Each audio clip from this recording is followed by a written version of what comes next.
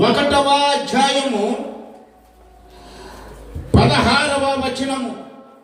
మిమ్మును మీరు కడుగుకొని శుద్ధి చేసుకొనిడి, మీ దుష్క్రియలు నాకు కనబడకుండా వాటిని తొలగింపుడి. దేవునికి స్తోత్రము కలుగును గాక. మనం మొదట ఏం చేయాలటండి? యేసయ్య అంటున్నాడు, ఓ ప్రజలారా, మిమ్మును కడుగుకొనిడి. మనం ఏం చేసుకోవాలటండి? కడుగుకోవాలి. ఏం కడుక్కోవాలంటే అక్కడే ఉంది, మీ దుష్క్రియలు నాకు కనబడకుండా.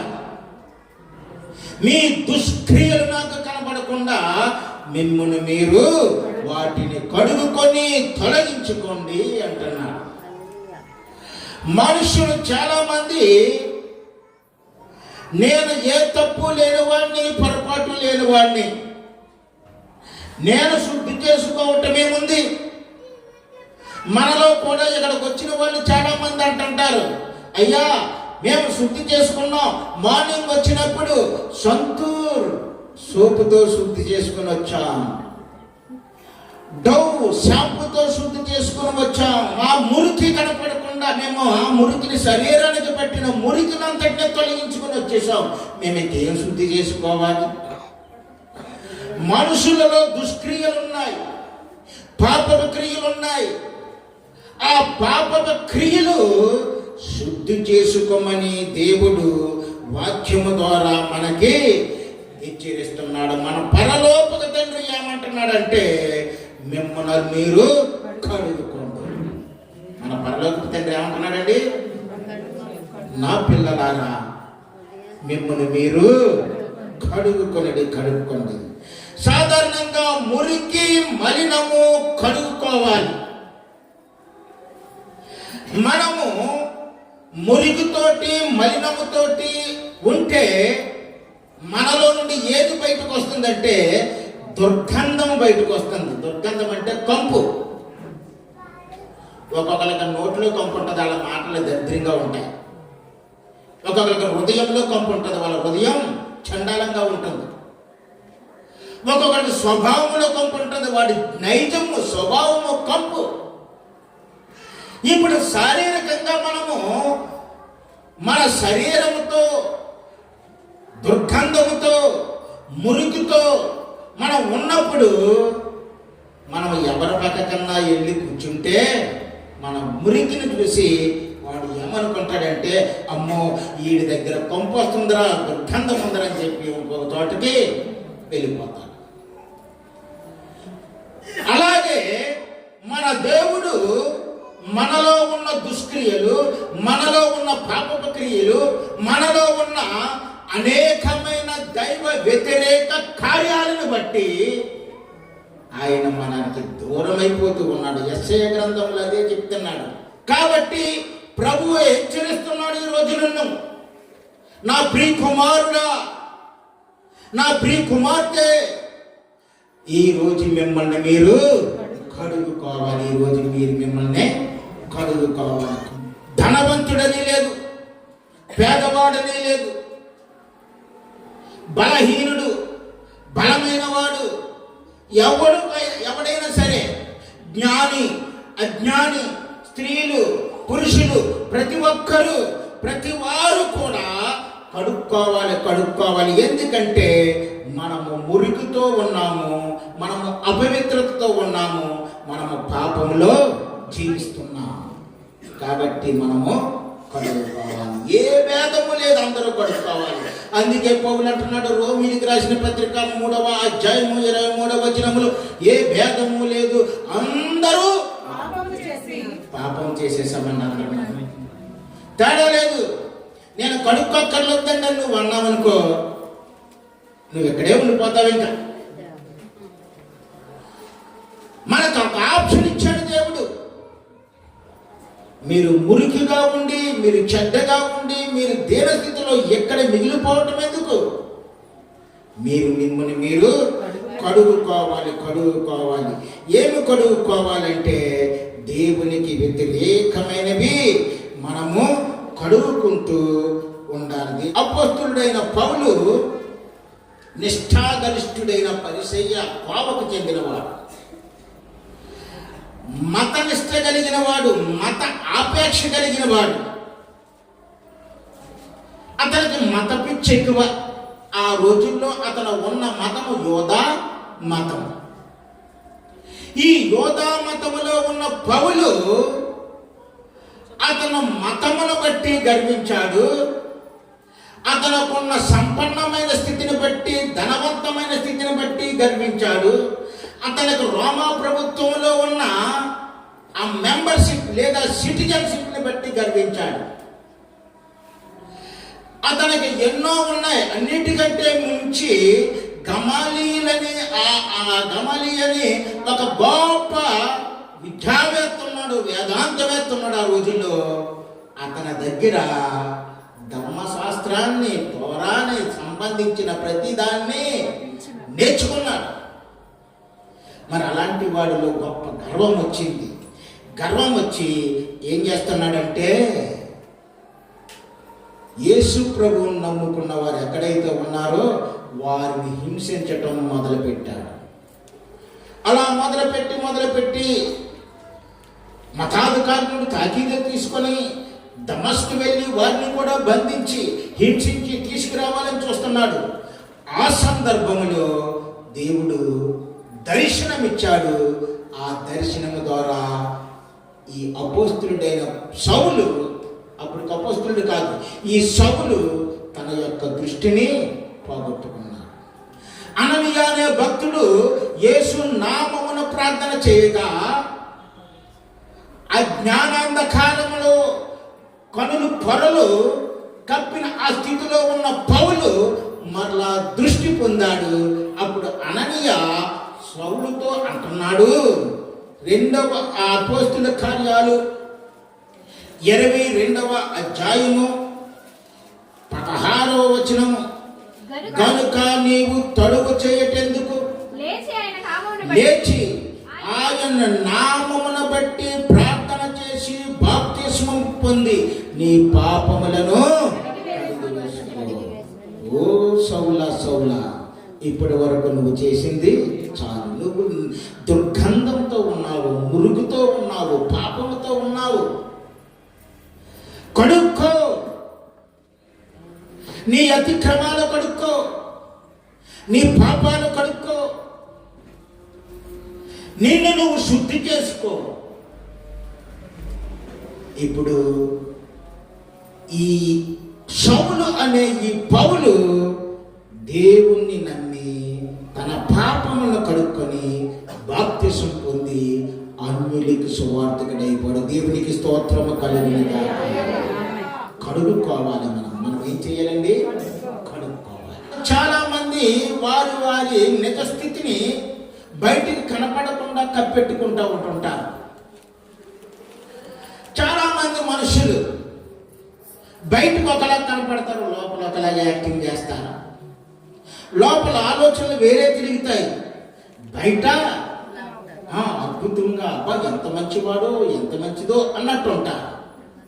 మరి ఇలా వారి జీవితాలు రకరకాల నైజపు స్థితుల్లో, రకరకాల పరిస్థితులు గుండా వెళుతూ ఉన్నప్పుడు వారు ఎలాంటి స్థితిలో చిక్కుకున్నారంటే, ఈ పౌలు వలె మతాచారాలలో చిక్కుకున్నారు, ఆచార సంప్రదాయాలలో చిక్కుకున్నారు. చిక్కుకొని వాటి యందే వారు అతిశయ పడుతూ ఉన్నారు, వాటి మీదే అతిశయపడుతూ ఉన్నారు. కొందరు అంటారు కదా, నీతి క్రియలు చేయండి అమ్మా మీ పాపాలన్నీ పోతాయి. నీతి క్రియలు చేసి మళ్ళా పాప పనులు చేస్తే పాపాలు పోతాయా? మేము చెప్తున్నాం కదా ఫలానా రోజుని ఇది జపం చేయండి ఇది పోతుంది అంటారు. నో, పో. మీరు ఫలానా మత కార్యాలు చేయండి పోతుంది అంటారు, పోవు. ఇప్పుడు ఇక్కడ చూసినప్పుడు ఆ రకరకాలుగా సరైన మార్గము తెలియక, సత్య మార్గము తెలియక చాలా మంది ఏం చేస్తూ ఉంటున్నారంటే పాపములోనే జీవిస్తున్నారు, పాపములోనే మరణిస్తూ ఉన్నారు. ఆ పాపములో గమనిస్తున్న వారిని నువ్వు ఎంత గనుడువైనా, ఎంత గనురాలువైనా, ఎంత గొప్పవాడువైనా నువ్వు చేయవలసింది ఏమిటంటే ఇప్పుడు ప్రభువు ముందుకు వచ్చి నిన్ను నువ్వు ఒప్పుకొని నీ పాపాలనే విడిచిపెట్టుకోవటమే. ఏమిటి పాపాలు? గలతీయులకు రాసిన పత్రిక 5వ అధ్యాయము 19వ వచనములో 15 రకాల పాపాలు ఉన్నాయండి. ఆ పాపాల మూలములైతే ఆ పాపములకు బోలెడన్ని శాఖలు వచ్చాయి. శరీర కార్యములు స్పష్టములై ఉన్నవి. అవేమనగా చారత్వము, అపవిత్రత, కాముకత్వము, విగ్రహారాధన, అభిచారము, ద్వేషము, కలహము, మత్సరములు, క్రోధములు, కక్షలు, భేదములు, మితములు, అసూయలు, మద్దతులు, అల్లరితో కూడిన ఆటపాటలు. చూసారా? ఈ 15 పాపాలు, ఈ పాపాలలో కొన్నైనా మనలో లేవా? అసూయ ఉండదా? ఉంటుంది. కోపం ఉండదా? చాలా ఉన్నాయి. ఈ పాపాలను బట్టి దేవునికి అయిష్టులుగా మారిపోతున్నాము. మన పాపపు బ్రతుకు ఆయన ఎదుట మురుగుగా కనబడుతుంది. కయోనులో అసూయ ఉంది, ఏబేలును చంపేసింది. దావీదు కుమారుడైన అమ్నోనులో కాముకత్వం ఉంది, తామారును పాడు చేసింది. దావీదులో వ్యభిచారం ఉంది, బెత్షెబను కోరుకుని దేవునికి దూరం అయిపోయేలా చేసింది. ఇశ్రాయేలీయులు విగ్రహారాధన చేశారు. ఆ విగ్రహారాధన చాలా పాపంతో కూడుకున్నది. ఆ పాపముతో కూడుకున్న విగ్రహారాధన బట్టి ఇశ్రాయేలీయులు దేవుని యొక్క శాపమును అనుభవించారు. పాపము ఎంత నీచమైనదో, పాపము ఎంత బరువైనదో, మనల్ని ఏ విధముగా అది నాశనము చేస్తుందో తెలుసుకోగలుగుతున్నాం. ఇంకా ఇర్మియా ప్రవక్త అంటాడు కదా 3వ అధ్యాయము 22వ వచనంలో, నువ్వు క్షీరము రాసినా సబ్బు రాసినా నీ పాపం పోదరా నాయనా, నీ దోషము మరవకనే నాకు కనపడుచు ఉన్నది. నువ్వు క్షారముతో, క్షారం అంటే ఏంటండి? ఉప్పు. సబ్బుతో విస్తారమైన సబ్బు రాసుకున్నాం. పొద్దున్నే సబ్బు రాసుకుని వచ్చేసాం కదా మనం. పోదు మన పాపం పోదు. మన పాపం ఎంత మాత్రమో పోదు. మన దోషములు, మన పాపములు మనకి కనబడుచునే ఉన్నది. యెషయా అంటాడు కదా 1వ అధ్యాయం 15వ వచనంలో అంటాడు కదా, మీ చేతులు రక్తముతో నిండి ఉన్నవో ఖయాను, నీ చేతులు రక్తముతో నిండి ఉన్నాయి. ఎందుకంటే మీరు అపవిత్రమైన చేతులతో ఉన్నారు. మీ దుష్క్రియలు నాకు కనబడుతున్నాయి. మిమ్మల్ని మీరేం చేయాలటండి? కడుగుకోవాలి. కడుగుకోవడానికి మనము దేవుని సన్నిధికి వచ్చాము, మందిరానికి వచ్చాము. మనం ఇక్కడ దేవుని సన్నిధిలో ఉన్నాం. మరి నేను ఎలా కడుక్కోవాలి? దావీదు చూస్తే తన పాపమును బట్టి దుఃఖించాడండి. దావీదుకి ఏదైనా పాపం చేసినప్పుడు ఆ పాపమును గుర్తించేవాడు, ప్రభు యొద్దకు వచ్చేవాడు, ప్రభు దగ్గర పశ్చాత్తాపం పొందేవాడు, ఆ పాపాన్ని ఇంకా విడిచిపెట్టేవాడు. దావీదు ఆ పాపాన్ని బట్టి దుఃఖించి దాన్ని గుర్తించి ప్రభువు దగ్గరికి వచ్చి ఆయన మొర్ర పెట్టుకుని ఒక కీర్తన రాశాడు కదా. కీర్తన 51లో అంటున్నాడు 2వ వచనములో, నా దోషము పోవునట్లు బాగుగా కడుగుము. మన హృదయము కూడా అలాగే ఉంటారు.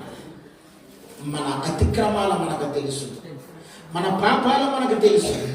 మనం ప్రభువు ఎదుట ఎలా కనపడుతున్నామో ఇతరుల కంటే నీకు నువ్వే బాగా తెలుసు.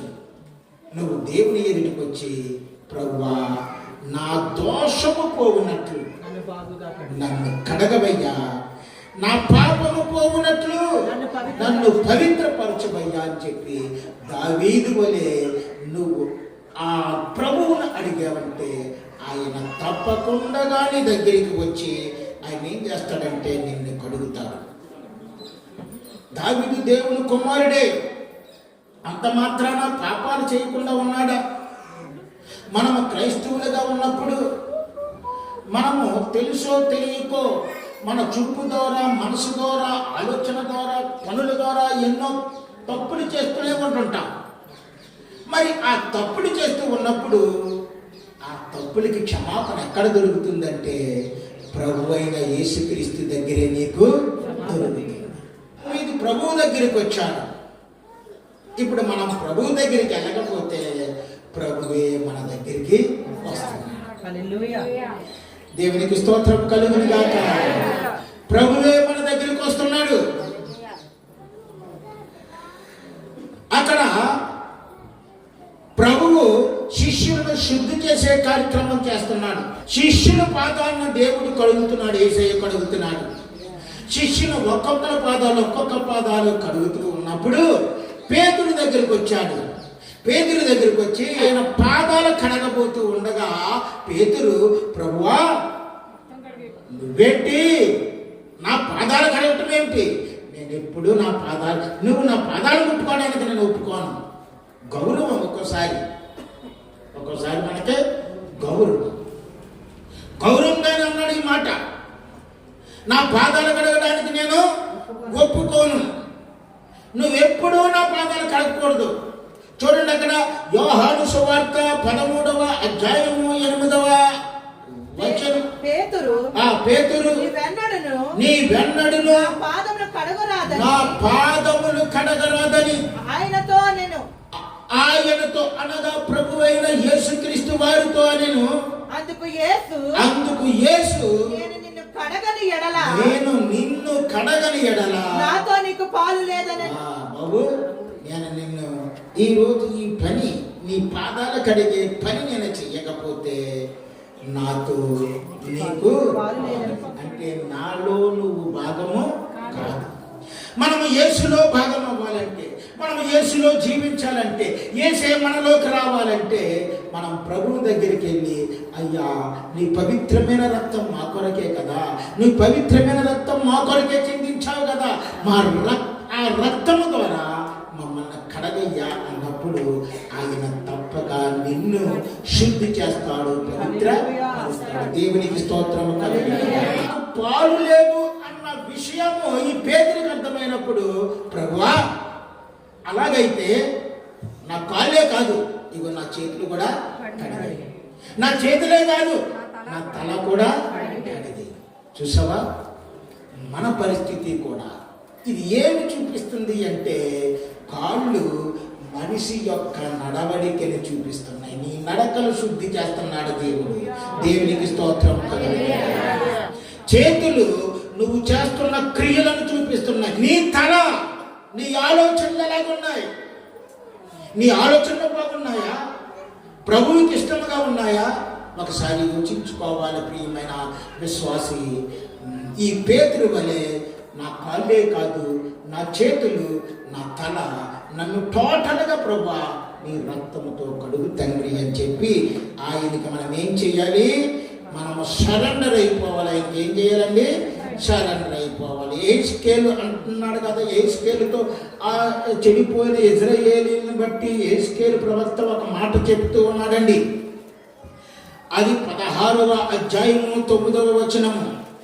నేను నిన్ను నీళ్లతో కడిగి, అప్పుడు నిన్ను నీళ్లతో కడిగి నీ మీదనున్న రక్తమంతయు తుడిచి నిన్ను నూనెతో. అంటే రక్తం ఇక్కడ అపరాధమును చూపిస్తుంది.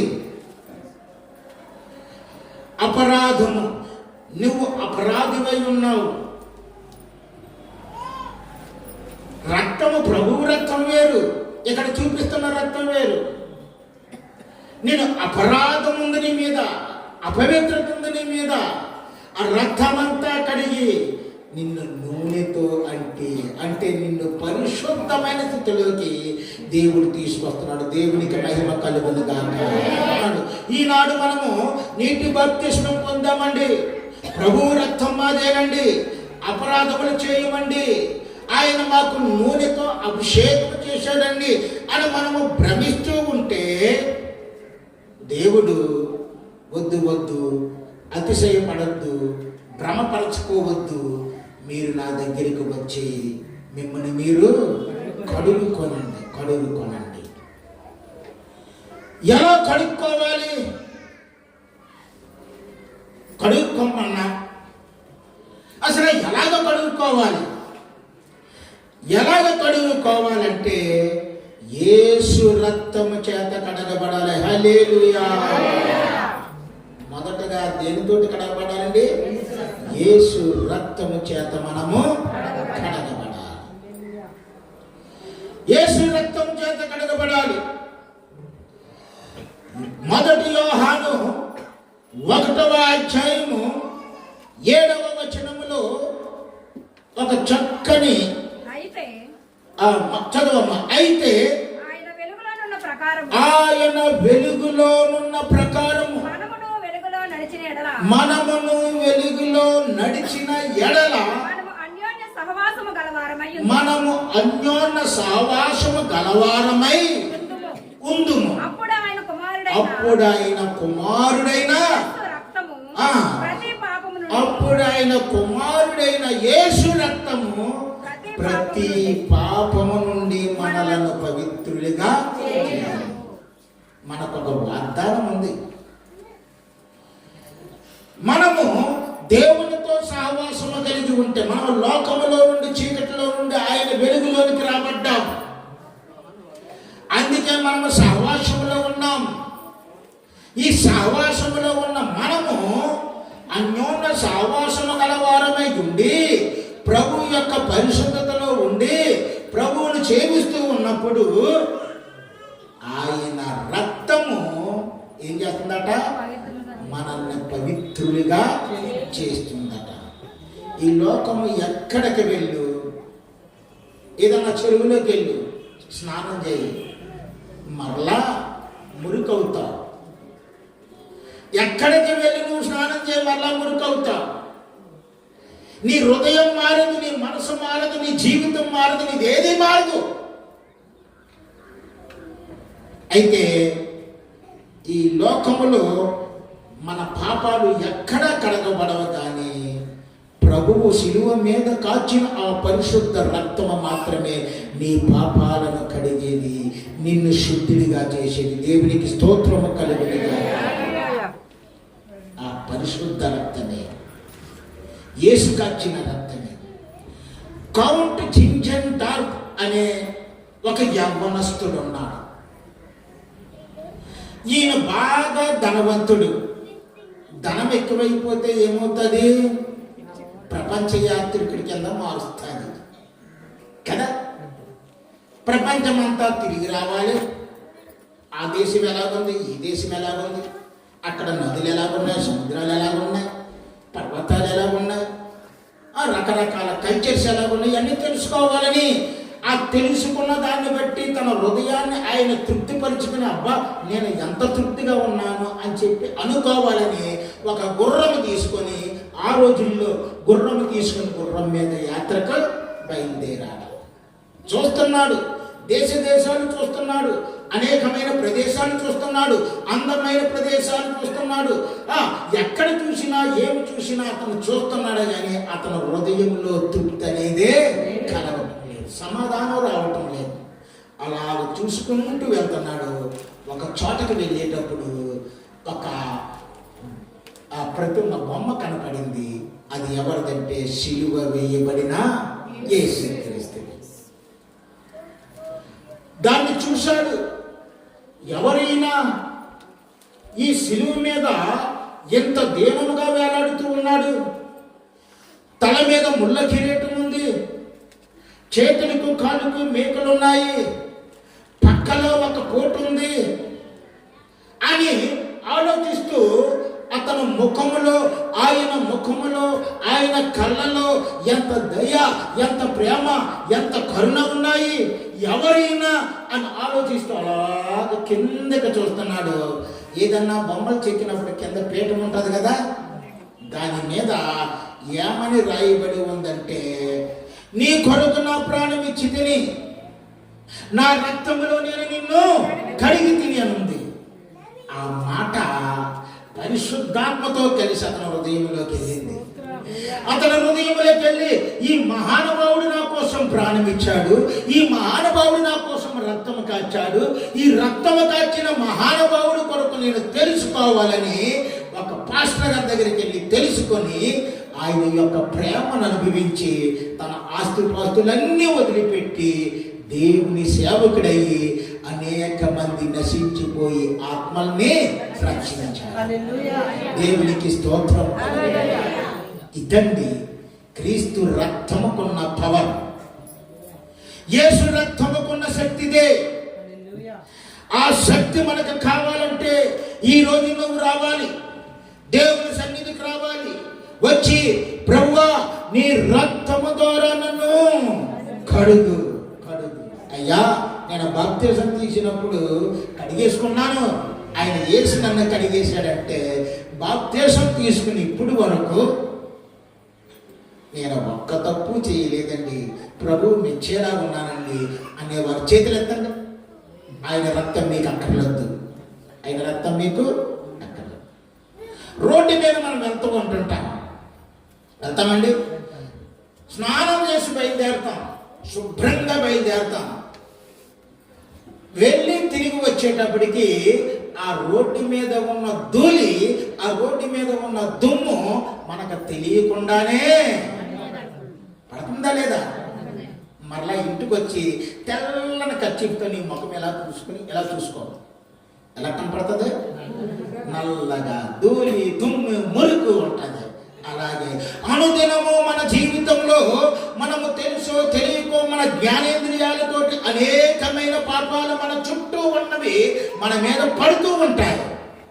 ఆ పడిన పాపాలు నువ్వు ప్రతిదినము దేవుని సన్నిధికి వచ్చి మోకరించి, ప్రభువా ఏమనాలి, నన్ను నీ రక్తములో కడుగు. ఆయన రక్తము ద్వారా మాత్రమే మనము కడగబడగలము. ఇక రెండవది ఏమిటంటే, వాక్యము చేత నువ్వు కడగబడాలి. రెండోదేంటి? మొదటిది ఏంటంటే రక్తము చేత. రెండవది ఏమిటంటే వాక్యము చేత నువ్వు కడగబడాలి. చాలా మంది మన వాక్యం చదవడానికే బద్ధకం. వాక్యము అందుకే ఎఫెసీయులకు రాసిన పత్రిక 5వ అధ్యాయము 27వ వచనములో, అటువలనే క్రీస్తు కూడా సంఘమును ప్రేమించి అటువలే క్రీస్తు కూడా సంఘమును ప్రేమించి అది కలంకమునైనను ముడతయైనను అట్టిది మరి ఏది అయినను లేక పరిశుద్ధమైనది గాను నిర్దోషమైనది గాను మహిమగల సంఘముగా ఆయన తన ఎదుట నిలువబెట్టుకొనవలెనని వాక్యముతో స్నానము చేత పవిత్రపరిచి పరిశుద్ధపరచుటకై దాని కొరకు తాను అప్పగించుకొని. టోటల్ గా ఈ వాక్యంలో ఉన్నది ఏమిటంటే, సంగమా మీరు నిర్దోషముగా ఉండాలన్నా, పరిశుద్ధముగా ఉండాలన్నా, కలంకము లేని వారిగా ఉండాలన్నా, మడత లేనిదిగా ఉండాలన్నా, మీరు ఎక్కడికి వచ్చి కడుక్కోవాలంటే వాక్యము దగ్గరికి వచ్చి వాక్యము ద్వారా మీరు కడుక్కోవాలి. వాక్యము దగ్గరికి వచ్చి మనం ఏం చేయాలంటే అనుదినము వాక్యముతో కడగబడాలి. పరిశుద్ధ గ్రంథాన్ని తీసుకోవాలి, దాన్ని చదవాలి, వాక్యము నీతో మాట్లాడనివ్వాలి.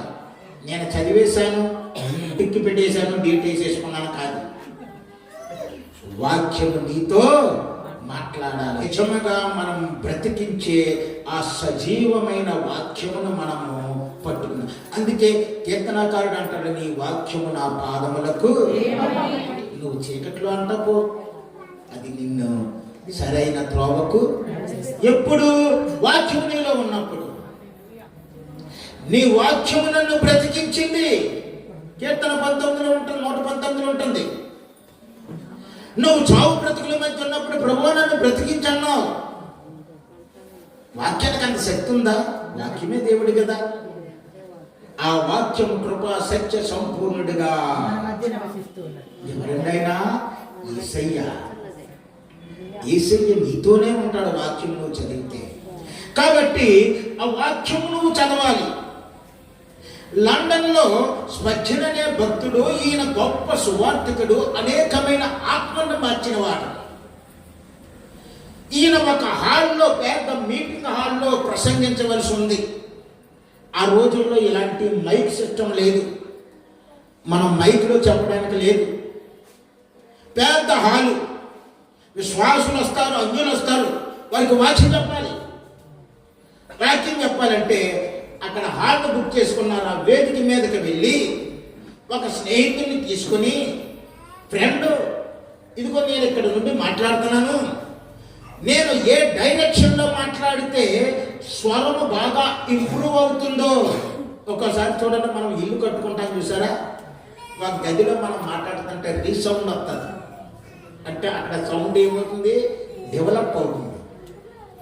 ఎటువైపు ఉంటే అటువైపు నేను వాక్యం చెప్పడానికి ఏ పొజిషన్ బాగుంటుందో నువ్వు చెప్పాలా అని చెప్పి ఆయన వేదిక ఎక్కి మాట్లాడుతున్నాడు. ఆ ఫ్రెండ్ 4 మూలల అక్కడ ఉండి ఆయన వాయిస్ని టెస్ట్ చేస్తున్నాడు. దీన్ని సింపుల్గా మనం ఏమనాలంటే వాయిస్ టెస్ట్ అన్నారు. తన స్వరాన్ని పరీక్షించుకుంటున్నాడు, దగ్గరగా వస్తుందా లేదా, అందరూ కనబడుతుందా లేదా. ఇప్పుడు స్వరాన్ని పరీక్షించుకుంటున్నప్పుడు ఈయన ఎత్తుకున్న వాక్యం ఏంటంటే, ఇదిగో లోక పాపములను మోసుకొని పోవు దేవుని. అదే మాట ఇటువైపు తిరిగి చెప్పాడు, అటు తిరిగి చెప్పాడు, ఇటు తిరిగి చెప్పాడు, నానా రకాలైన డైరెక్షన్లో మూలలకెళ్ళి చెప్పాడు. చెబితే ఈ మాట ప్రతి చోట బాగా వినబడుతుంది. అప్పుడు ఫ్రెండ్ అన్నాడు, సార్ ప్రతి చోట బాగా వినపడుతుందండి, ఈ హాలు మనకు ఓకే అన్నాడు. ఇద్దరు బయటికి వచ్చేసారు. వారికి తెలియని విషయం ఏంటంటే, ఆ హాలు పైన రేకులేసి ఉంటాయి కదండి, పైన ఒక పనివాడు రిపేర్ చేస్తున్నాడు. దేవుని తెలియని వాడు, అన్యుడు, పైన రిపేర్ చేస్తున్నాడు. వీళ్ళు మాట్లాడుకున్న మాటలను పని మానేసి అలా శ్రద్ధగా వింటున్నాడు. వీళ్ళు ఏం మాట్లాడుకుంటున్నారు, ఇదిగో లోక పాపములను మోసుకొని పోవు దేవుని గొర్రె పిల్ల.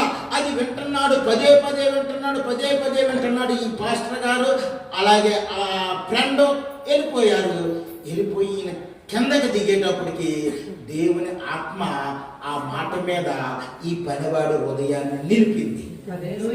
దేవునికి స్తోత్రం. పనివాడు హృదయాన్ని నిలిపింది.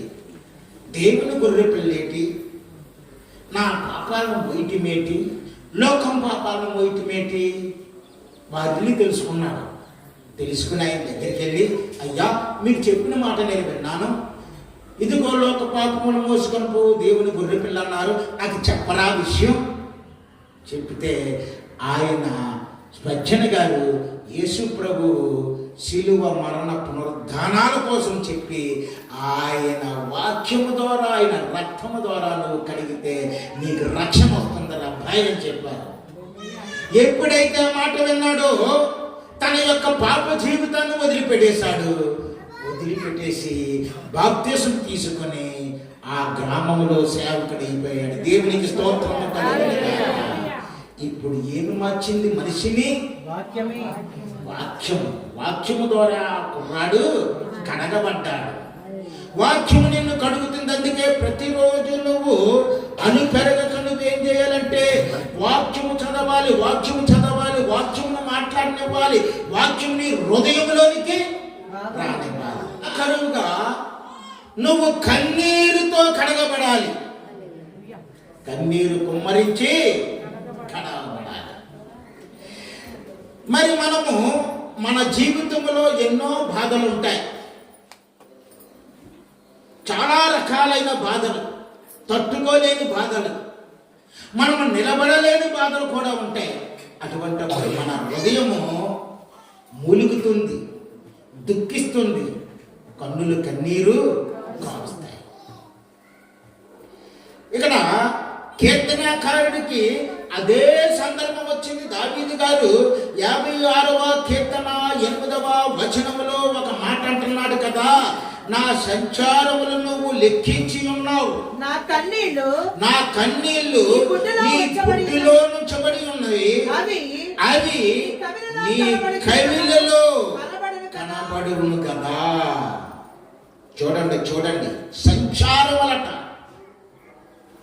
మానవ జీవితము సంచారాల మయమన్నాడు ఒక కవి. మనము రకరకాల సంచారం అంటే ఏంటండి? ప్రయాణాలు. మన జీవితంలో అనేకమైన సంచారం. మనం ఎక్కడికి వెళ్తున్నామో, ఎక్కడి నుండి వస్తున్నామో, ఎక్కడ చేస్తున్నామో అనేది దేవుడు ఏం చేస్తున్నాడట? లెక్కిస్తున్నాడట. ప్రభువుకి తెలుసు నువ్వేం పని చేస్తున్నావు, నువ్వు ఎక్కడికి వెళ్ళి పని చేస్తున్నావు, నువ్వు ఎక్కడ చదువుకుంటున్నావు, నువ్వు ఎక్కడ ఆఫీసులో ఉన్నావు, నువ్వు ఏ ఉద్యోగం చేస్తున్నావు అన్ని ప్రభువుకి తెలుసు. నా సంచారం.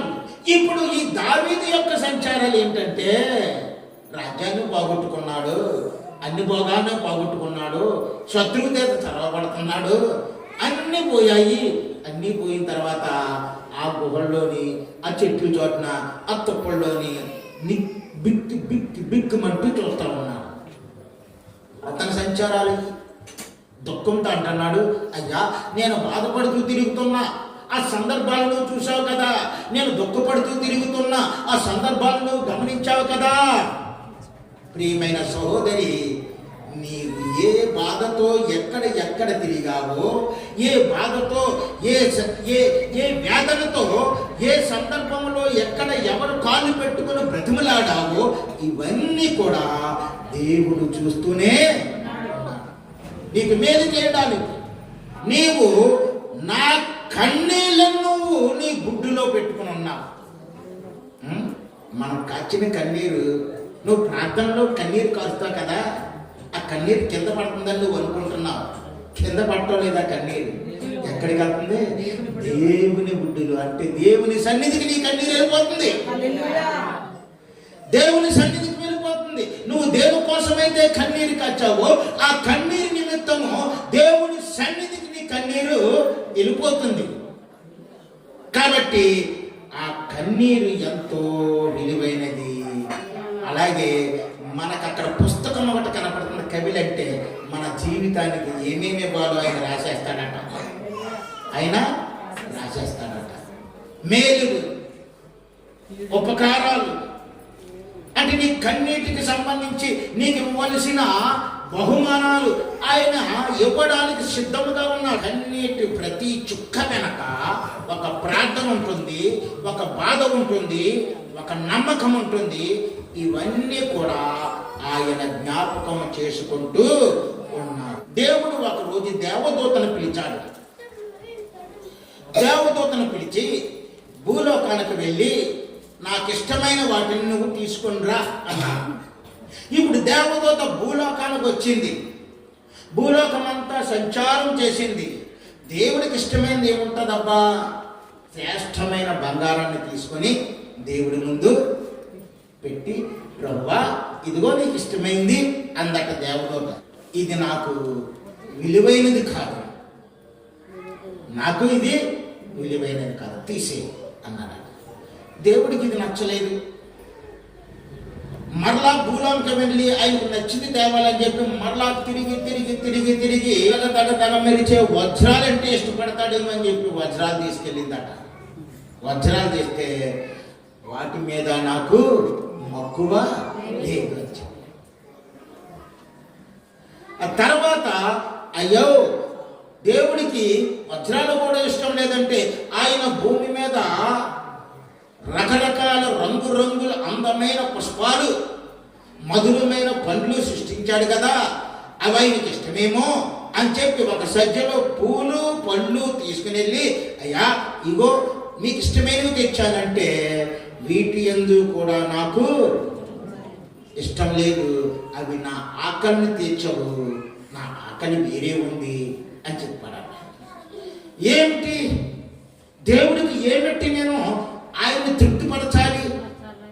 మరలా కిందకు వచ్చింది, చూస్తుంది, అలా ఇంటింటికి చూస్తుందంటే అక్కడ ఒక ఆయన మోకరించి దుఃఖపడుతూ ఎక్కెక్కి ఏడుస్తూ ప్రార్థన చేస్తూ ఉన్నాడు. చప్పుడు కాకుండా ఆయన దగ్గరికి వెళ్ళి ఒక బంగారు చెప్పును పట్టుకుని ఆయన చెంపల మీద నుండి రాలుతున్న కన్నీటి చుక్కను ఆ బంగారు గిన్నెలో పెట్టి ఆ కన్నీటిని దేవుడికి తీసుకెళ్ళిందట. కన్నీటిని దేవుడికి తీసుకెళ్ళి అప్పుడు దేవుడు అన్నాడట, నిజముగా భూమి మీద నాకు ఇష్టమైనది వారు పశ్చాత్తాపముతో నలిగి విరిగిన హృదయముతో చేస్తున్న ప్రార్థనలో నుండి వస్తున్న కన్నీరే నాకు నిజముగా ఇష్టమైంది.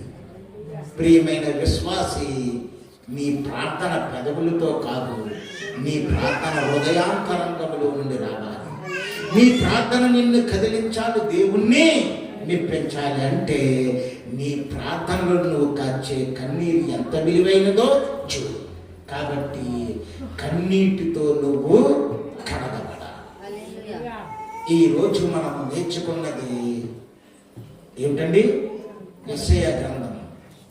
మిమ్మల్ని మీరు కడుక్కోవాలి. యేసు రక్తము ద్వారా కడుక్కోవాలి, వాక్యము ద్వారా కడుక్కోవాలి, కన్నీటి ద్వారా కడుక్కోవాలి.